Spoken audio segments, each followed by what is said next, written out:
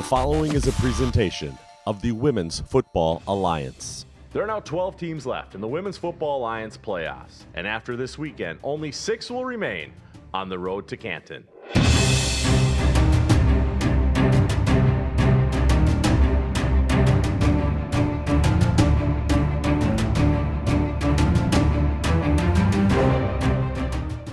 Welcome to the Road to Canton. I'm your host, Brian Sweeney, the voice of the Women's Football Alliance Pro Division National Championship game. It's Conference Championship weekend, and there are still 12 teams looking to book their tickets to Canton, Ohio for the National Championship games. Let's start by looking at the Division III Conference Championship matchups. In the American Conference, the 2-5 Zydeco Spice will travel to play the 5-2 New Mexico Banditas. In the National Conference, the 6-1 Palm Beach Coyotes welcome the 5-2 Maine Mayhem. Alex, these 4 teams all bring something different to their game plans. Your thoughts on the Division III Conference Championships? Well, Brian, with your permission, I'd like to start out in the West, and I want to take a look first at the Spice versus the Banditas. Whether it's pronounced Zydeco, however it's pronounced, we got a lot of comments about that when we aired Road to Canton as part of the Minnesota-Houston broadcast. It spelled victory, and it was pronounced victory against Sioux Falls in their opening round of the playoff matchup. On paper, 2 versus 5 on 5 versus 2 should be pretty self-explanatory. The 5 versus 2 should be winning more times. In fact, I would say every time compared to the 2 versus 5. But we talked about strength of schedule for Zydeco. We talked about what they have in terms of who they played this season. It kind of showed up last week against Sioux Falls. Taking a look, they have the second worst defense in Division III at 36.2 points per game this season, ahead of a Northern Connecticut team that gave up 70 points to a conference finalist on the other side of the bracket, the Maine Mayhem. It was a concern against St. Louis just how much that defense was going to play a factor, but it shined late when it had to. They were able to do a great job of recovering from a large setback early on in that contest where before Minnesota-Houston kicked off, I said Sioux Falls had punched their ticket already. Unfortunately, there was still a lot of time left to play, and it was Jay Blair Slaughter who led that massive comeback for the Spice to be able to advance into this final round of the playoff in the American Conference. New Mexico themselves, another whole different animal and a whole different ballgame for what is going to be on tap for Zydeco this time. Now, let's take a look. A shutout win last time against Rocky Mountain. Gabrielle Lilly leads the team in tackles with 38, and that helps New Mexico get that edge in that conference. They're a first-year team in the WFA, but it's a team that realistically has a balanced attack. Their defense sets up their offense sets up their defense. 9th in Division III in both categories. They're tough out at home. They haven't allowed a point at home since May. This should be an easy win for the Bonitas of New Mexico. But, of course, as we found out, Zydeco has the ability to upset teams on the road. I just don't know that it's enough for them to be able to make it to Canton this season. If we take a look back at the National Conference here, Maine Mayhem versus Palm Beach Coyotes, I expect this to be one of those games that's kind of a slugfest between these two teams. Talk about Maine Mayhem. Coming off of a 2-overtime thriller against a New York Knockout. We expected high scoring. We did not get high scoring. We got a very closely competitive game between Maine and New York that ultimately went Maine's way. For me, I think this is a case of a game where whichever team blinks first and makes a mistake will be the team that loses this game. It's going to be played in Florida, but that doesn't necessarily matter because these two teams on paper are pretty much even. They're both top 4 in offense and defense in Division III. And when you look at first for Maine, Maggie Schofield, near 500 yards passing. In Division III, that's impressive. We don't think of Division III as a pass-heavy division. It's more that run game. But Maine has certainly been able to do that. The focus for Maine will be on her ability at quarterback. For the Coyotes, it's being effective with the running game. Carolyn Williams and Dondrianique Greenland are their 2 appropriately Maine rushers, and they'll need to create the illusion of complexity on offense to get them going. I like the Palm Beach Coyotes here, but again, it comes down to that simple effect of whichever team makes a mistake first will be the one that loses this game.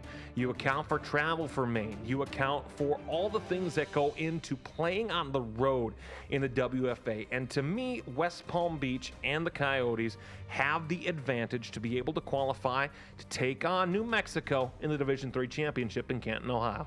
And really, that is going to be the furthest traveling team of these conference championship weekend. Well, and that's kind of the difficult part too about Division III teams, is that normally they play that regionalized local schedule where you're maybe traveling 150, 200 miles to your closest opponent. Now they have to go from all the way up in the northeast down to the southeast. And whether it be the humidity or everything that travel, this might be the first time that they've flown anywhere this year. And we'll see what impact it has on Saturday. All right, thank you. Next up are the Division II Conference Championship games. In the National Conference, the 7-0 New York Wolves host the 5-2 Baltimore Nighthawks. These teams met twice in the regular season, with New York winning both meetings. In the American Conference, the 7-0 OKC Lady Force welcomed the 4-3 Nebraska Pride. These teams met once during the regular season, with the Lady Force coming away with a dominating victory. Alex, New York and OKC are two teams that showed all season long their ability to score at will. Do you think these two teams will use that ability to punch their tickets to Canton, Ohio? Well, the short answer to that question, Brian, is yes. I think we'll see New York and OKC in that Division II game coming up in late July in 2 weeks. But it's how will they get there that I think will be very, very different. Let's start out east, first taking a look at New York Wolves against Baltimore Nighthawks. I said in the last episode that the winner of the New York and Atlanta game would be the team that would advance to Canton, Ohio. And certainly for New York, we talk about in that contest where maybe it's a defensive possession that changes the game. It wasn't that. New York ran away with this contest. It was a laugher by the time the game was over, 31-6. New York embarrassed Atlanta as a road team, and certainly that leads them to host this conference championship game. Karen Mulligan and Danielle Ayala are both putting up yards for the New York Wolves that have been incredible this season, both near 500 passing yards, and for a tandem quarterback, except for maybe what happened with the Cali War this season, those two quarterbacks with 500 yards, that's unique, and certainly give New York credit for how they've worked on their offense and made it a focal point of improvement for the Wolves here this season. However, I think when we look at this game here with Baltimore, there's a clear edge certainly to Mulligan at quarterback, only 2 interceptions to Ayala's 5 this season. Matique Jones, a phenomenal running back for the New York Wolves as well, especially at Division II. She's near 600 yards in rushing, 5 touchdowns, and the receiving core for New York has 4 players, each with 200 or more yards. It's a team that knows how to spread out the offense and knows how to use that offense very, very well. Baltimore, we know. And we said 2 weeks ago that the strength of the Baltimore Nighthawks was their defense, and they proved that on the road in Columbus as well, winning by a tally of 13-11. It's not a surprise, but once again, it shows just how important that Nighthawk defense is to their success. Look at them this season. When they've been held under 15 points this season, and they've been so 4 times, they're 2-2 this season. However, when they score more than 15, well, they're undefeated at that point. So it's just how much of an impact does the defense have against their opposition that gives the Nighthawks a chance to win the game. The impetus is on their offense here. They have to simply put step up in this contest. You look at how they've played New York, and I'll talk more about that in a minute, but you look at how they played New York this year. It's an offense that started to figure out its stride in that second matchup, an 18-15 loss. So they're certainly on the right path to being able to knock out New York. However, that's the Division III team. We're talking about the New York Wolves here. Lauren Vitak has not thrown very much this season here for the Baltimore Nighthawks, but once again, on offense, she's going to have to be the key. Baltimore, as other Division II and especially Division III teams go, are a very run-heavy offense. This is the 3rd time that they've played each other, but there's comfort in that familiarity, where certainly if you're Baltimore, you know what New York's defense is going to look like. If you're New York, you know what Baltimore's defense is going to look like. And ultimately, whichever team figures out those mysteries first will be the one that I think carries the victory for that day. But I think the offensive weapons for the Wolves are just too much for Baltimore to be able to contain. And as we look across the history of these two teams playing each other, Brian, I don't know if Baltimore can keep pace. They're 0-for-7 all time against the New York Wolves. And they have not been particularly close, say for one 7-2 matchup a couple of seasons ago. They have not been particularly close aside from that one score. Maybe again you look at that 18-15, but we don't have the full film in front of us to know, was it a close game or was it just garbage time points that got Baltimore closer in the end? That being said, while I like New York on paper, and I think New York advances to Canton, Baltimore has a chance to win, but they need to be able to get points on the defensive side to be able to turn that tide of victory here. If Baltimore doesn't get points on the defense, I think New York runs away with it, and I don't think that that one will be particularly close. The Wolves are hot, and they certainly figure to be heading to Canton, Ohio coming up. OKC, if we look at the other contests in the Division II, OKC has been the darling of Division II for the entirety of the year. They have a Massey rating better than several, if not most, Division I teams, and I figure they'll be in Division I coming up next season. Top in scoring, top in defense, top in rushing. And you look at how they did last year in that Division III championship against the Capital City Savages, it's a team that is one that blows you away with just how good they are on offense, how good they are on defense. A defense that forces 7 turnovers in a championship game of a high caliber offense like Capital City was last year, it speaks well to what OKC is able to do on defense, and certainly what they should be able to do against the Nebraska Pride team that they have familiarity with, already having played against them this season. Look at Elizabeth Jones for the OKC Lady Force. The only 1,000-yard rusher in the WFA. That's WFA Pro, Division II, Division III, and the developmental division. No one has more than 1,000 yards except for Jones. She has been a threat all season. She was a threat all of last season for the OKC Lady Force, and she's got 14 touchdowns to her name as well. Nebraska knows certainly what they are going to have to do to stop her. The question just is, can they? And the only weaknesses that you look at for OKC on paper, it's their passing game and it's their penalties. They don't pass a lot, and they're the most penalized team in Division II, as they were a season ago in the WFA Division III.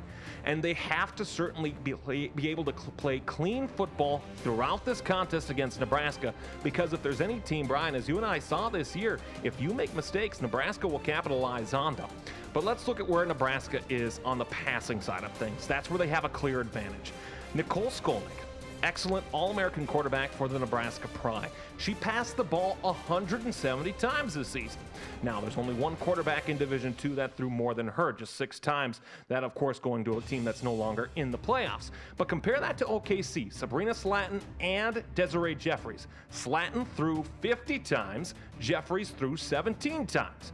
Tiffany Wright from Nebraska Pride, she's been great on the ground, but the focus is still on that air attack. And what can they do passing the football through the air? Even with Essence Bell out of the backfield on the defensive side and the offensive side, she certainly has the ability to take over the game. It's just what ability will she have against an OKC defense that has been simply stellar this season. Nebraska has penalty problems as well. They're the second most penalized team in Division II, so we're going to see which team can play cleaner should win this contest. I like Oklahoma City and the Lady Force in this rematch. Their ground game takes up a ton of the clock, and when you have a running game that allows you to control the clock, that allows you to move the football well and not give the offense on the other side a chance to possess the football, especially with how Nebraska passes the football more so than other teams, I think OKC dominates this game, and their suffocating defense won't give Nebraska any chances on offense.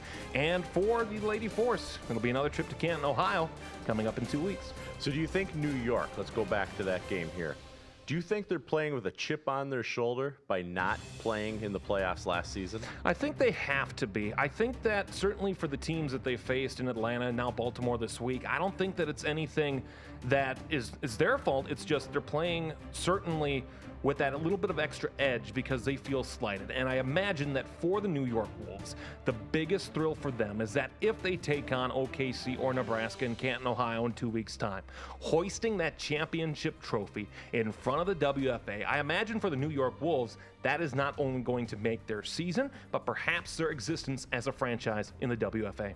All right, thank you. And we'll be right back. The Women's Football Alliance wants to thank their sponsors. Thank you for your support of the Women's Football Alliance. Welcome back. Football is family. And Lois Cook is here this week to talk to us about how if nobody else has your back, your teammates will have your back in her segment, Low on the Go. There is no way I'm going to be able to move all of these boxes by myself. Oh my goodness. I gotta call some friends. All right. Okay, let's see. I'm gonna call my friend. Okay. Best friend all my whole entire life. Yes. Always can count on you. Hey, what's going on? I was just getting ready to call you and say, let's do something today. It's been a long time since we hung out. So let's do something today. I'm ready. Yes. Oh my gosh. Yes, I would love to. But listen, I'm actually moving today. Huh? And I could totally use your help. I really need it. You know what? I have to vacuum my wall. Your wall? Huh? Hello?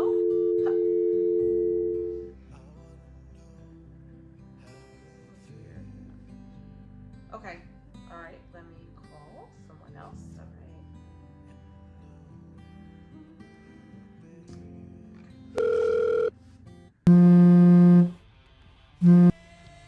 Hello? Hi. Hey, how you doing? Hey. What's up? So, listen, I'm moving today, and I could definitely use a hand. Yeah. Look at that. My fridge is running. I gotta go. I have to go catch it. Your refrigerator? Huh? Okay, bye. Hello? What? Oh, are you serious? No one? Oh, that company. Oh my gosh, what were they called? Guaranteed movers 24/7, no matter what time of day. Perfect. Thankfully, I can count on someone. Okay. Who is that? Oh,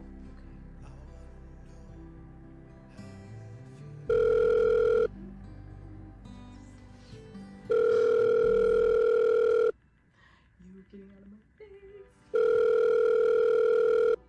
Ducky's Movers 24-hour service. How can I help you? Hi. Yes. So I'm moving today, and I need a couple of movers. We don't have any movers right now. Huh? Hello? Hello? What? No one? No one? I know everyone's busy. No one's gonna want to help me move, but let me just text the team.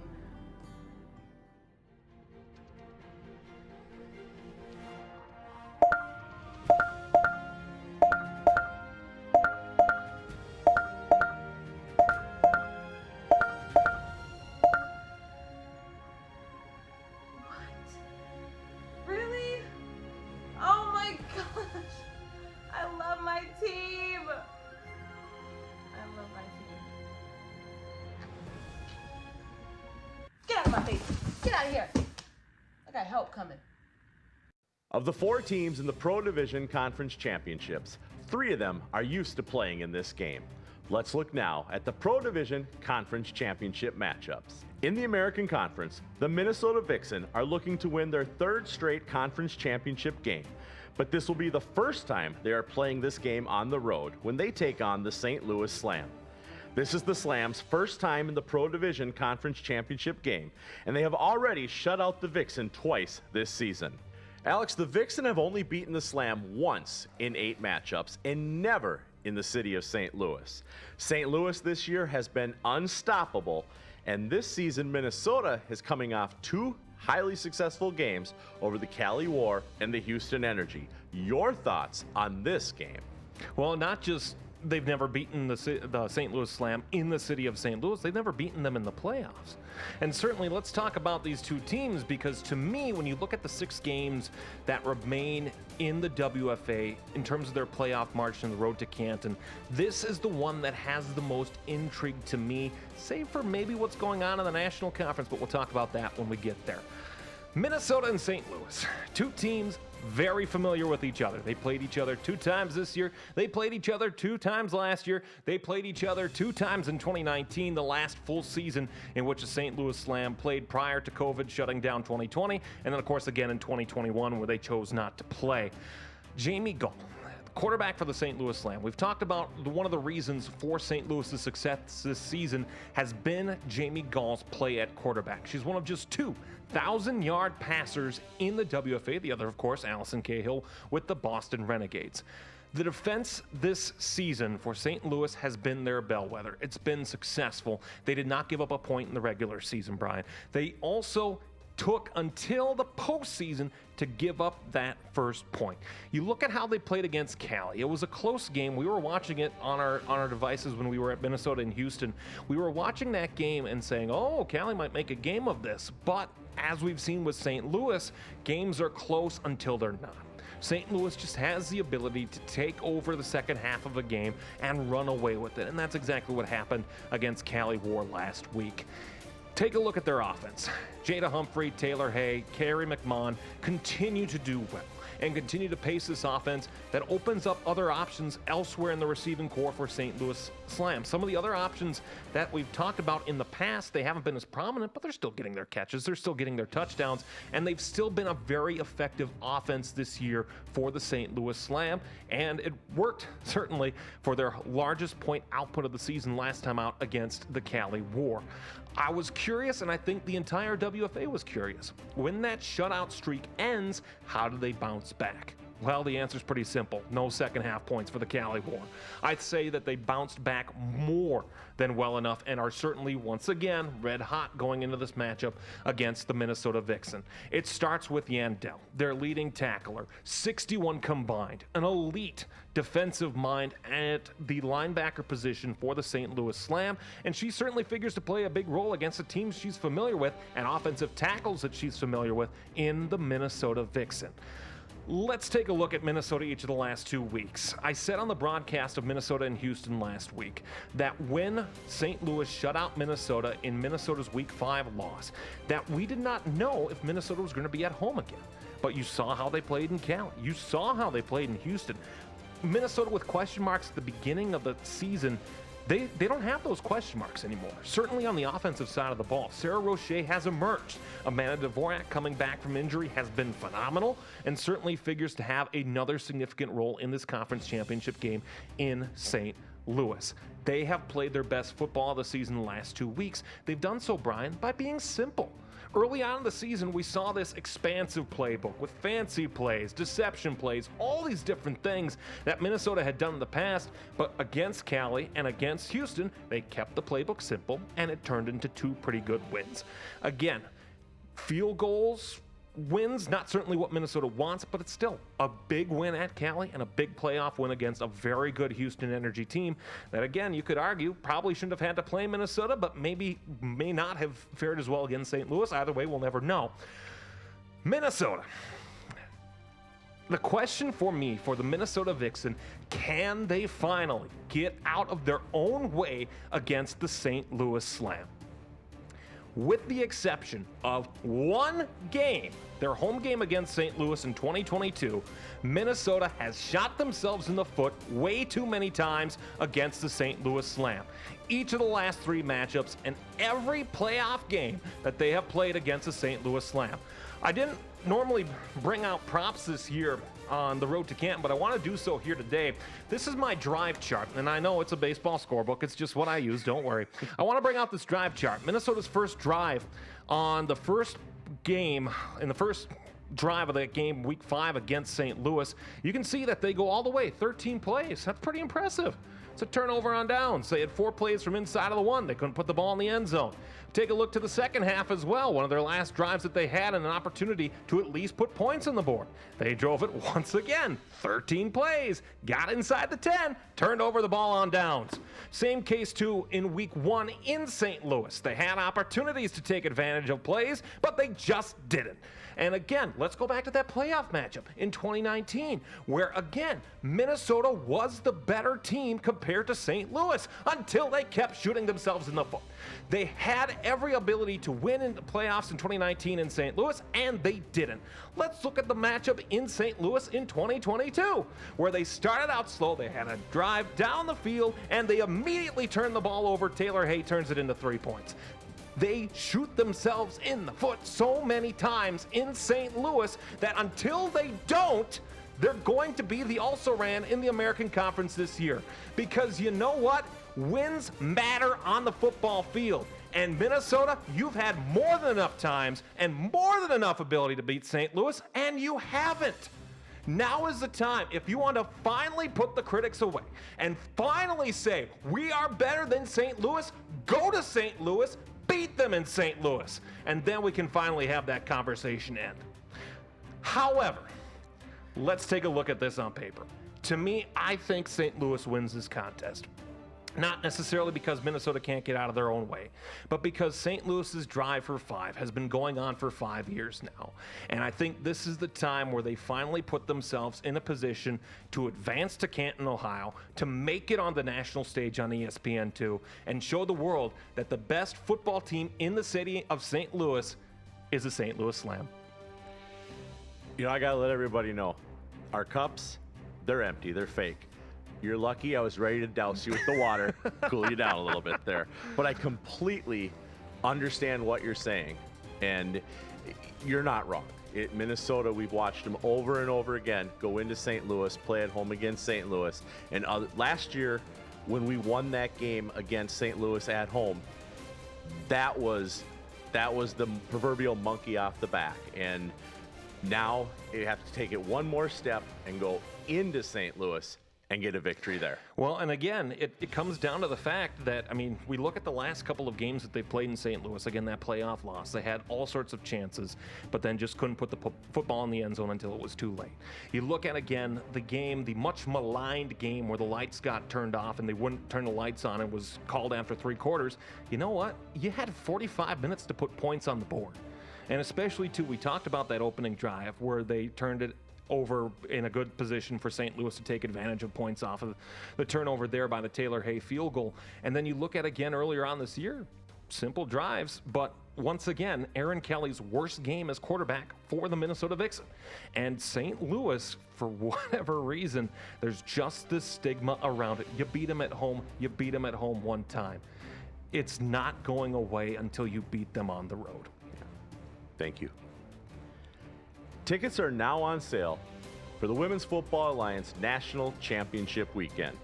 For more information and to purchase tickets, go to hofvillage.com and search for Women's Football Alliance. And we'll be right back. The Women's Football Alliance wants to thank their sponsors. Thank you for your support of the Women's Football Alliance. Welcome back. Let's take a look now at the National Conference Pro Division Conference Championship game. For the 6th straight season, the Boston Renegades are playing for a chance to play in a national championship game. This time they welcome the Alabama Fire, who are back in the WFA after a 4-year absence. Alex, these are 2 undefeated teams, whereas the Renegades only played Pro Division teams this year. Alabama only had 2 games against Pro Division, and those games were decided in a possession or less. Are the Fire going to get burned? Well, I think that's the question, where you look at the Alabama Fire coming back into the WFA in 2023, and now we get to find out who are the Alabama Fire. Really? To the Bama Fire and to everybody watching down in Birmingham, welcome to the WFA. Let's see what you're really made of. And that begins now against the Boston Renegades. This, for Bama, this is your litmus test. You want to show the world how good you are? You want to show the rest of the WFA how good you are? Now's the time. Prove it. Boston will win this contest. I don't think that that's in doubt. And with much respect to the people down in Alabama, I don't think that they're ready to be able to contend against the Boston Renegades. The question just becomes again for Boston, how much are they going to win by? Boston has been held under 50 points one time this entire season. And in that game, it was the last game of the season against an injury-depleted Pittsburgh Passion team where I imagine sportsmanship prevailed and they decided not to run up the score as much as they did, already having locked up the #1 seed in the National Conference. Allison Cahill is a quarterback who, once again, the Pro Football Hall of Fame in Canton, Ohio, she belongs in that as not just a pioneer for women's tackle football, but also as one of the game's very best. The only quarterback this year in the WFA with 1,500 or more passing yards. The only one. Again, you talk about players who have an impact. Allison Cahill has an impact that will transcend generations. When Boston made it on ESPN2 last year in that national championship, and again, this year, Cahill didn't play in that game, but guess what? Allison Cahill's about to be another household name with just how well she commands the offense, how well she moves the football, and just what a legendary talent we have the privilege, Brian, of watching on a regular basis in the WFA. And again, it's not just Cahill, it's that three-headed monster at running back. Too much for anybody to stop this season. You mentioned the WFA Pro heavy schedule. The only teams that they played this year, Boston, were WFA Pro teams. I mean, you look at who they played, nobody could stop that three-headed monster between Mata, Falkowski, and Kusanen. I mean, you could make the argument, and I imagine people in Boston aren't going to be happy that I say this, but you could make the argument that those three are the best big three that the city of Boston in any sport has ever had. And again, you just look at their success, how well they've done, and how talented they are. This is just a great way to run your team. You run the football with Mata Falkowski or the other running back as well, Tuda Kusanen. And then all of a sudden you got Cahill, who can just throw the ball over the middle. Oh, Adrian Smith, go find it. And then there you go. And it's the kind of offense that only one team, maybe St. Louis, has the ability to stop consistently. Because as we've seen already this year, no team can stop the Boston Renegades. Defensively, the Boston Renegades have been suffocating against one-dimensional teams. We saw them do that to Detroit. We saw them do that to Tampa. And we saw them necessarily, you could argue that, we saw them do that to Pittsburgh as the Passion continued to become more injury-riddled as the season went on. Alabama has a problem. They're a one-dimensional football team. Kelly Smith is their leading rusher, the Pro Division's leading rusher as well, with 888 yards, 15 touchdowns to lead all rushers in scoring in the WFA Pro Division. The passing game is not and has not been a priority for the Alabama Fire. They ranked 9th in that category. The question on Saturday, at what point does Bama have to start giving up the running game? Will it be in the first quarter? Will it be in the second quarter? Will they get enough from their defense to keep this game close? I'm curious to see what happens. I don't really know that Bama's going to be able to, but if they get, a big turnover and if all of a sudden plays start to go their way, this game's a lot more interesting on paper than I think that it really is right now, because Massey obviously has a prohibitive favorite in the Boston Renegades, not just to win today, but to win the championship in 2 weeks' time in Canton, Ohio. Bama this year, and you mentioned it in the introduction here, Brian, Bama's played a relatively weak schedule. In terms of the Massey ratings, they had the weakest schedule in the National Conference, and only Nevada and Mile High had a weaker schedule in the American Conference. In fact, the Division II Derby City Dynamite had a stronger schedule than the Alabama Fire, and of course that probably helped that Alabama was on Derby City's schedule this season. Here's where it comes down to for Bama. They barely eked out a win against an injury-depleted Pittsburgh Passion team at home, needing help from a late overturned touchdown call for Pittsburgh, and then not being able to do anything against a Pittsburgh Passion defense that, yes, we knew was going to be strong. Yes, was going to be able to dictate the pace of play in that contest.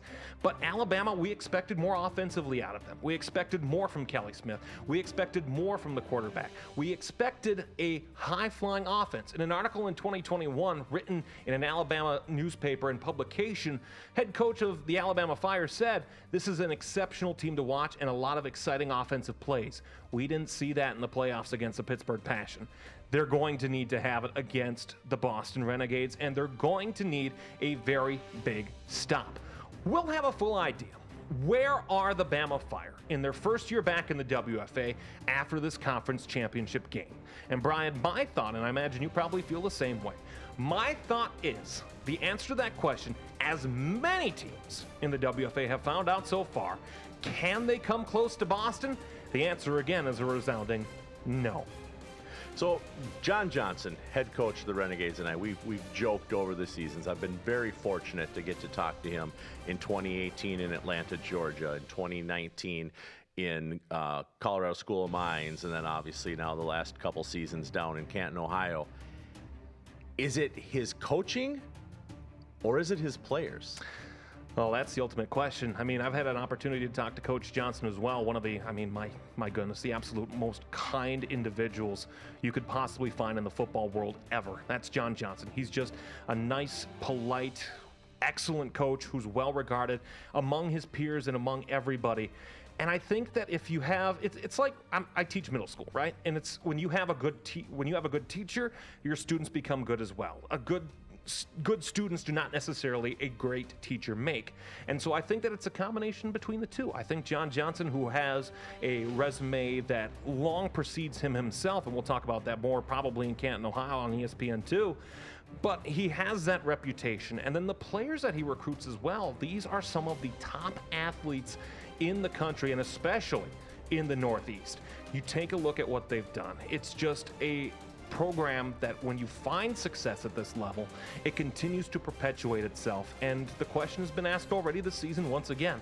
It's not who's going to beat the Boston Renegades, it's who's going to come close to the Boston Renegades. And right now, the only team, as I said before, that has a sliver of a chance of being even remotely relevant to the Boston Renegades is that of the St. Louis Slam. Thank you.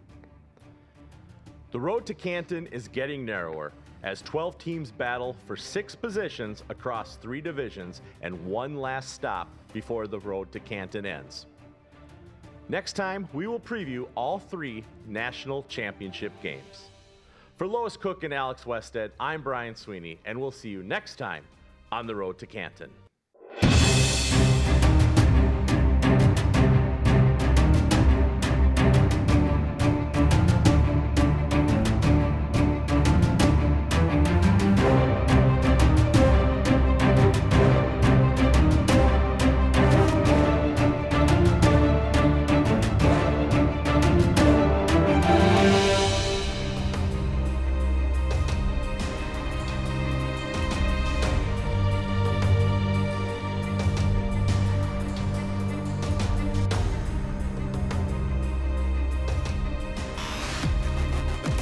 Thank you for watching the preceding presentation from the Women's Football Alliance.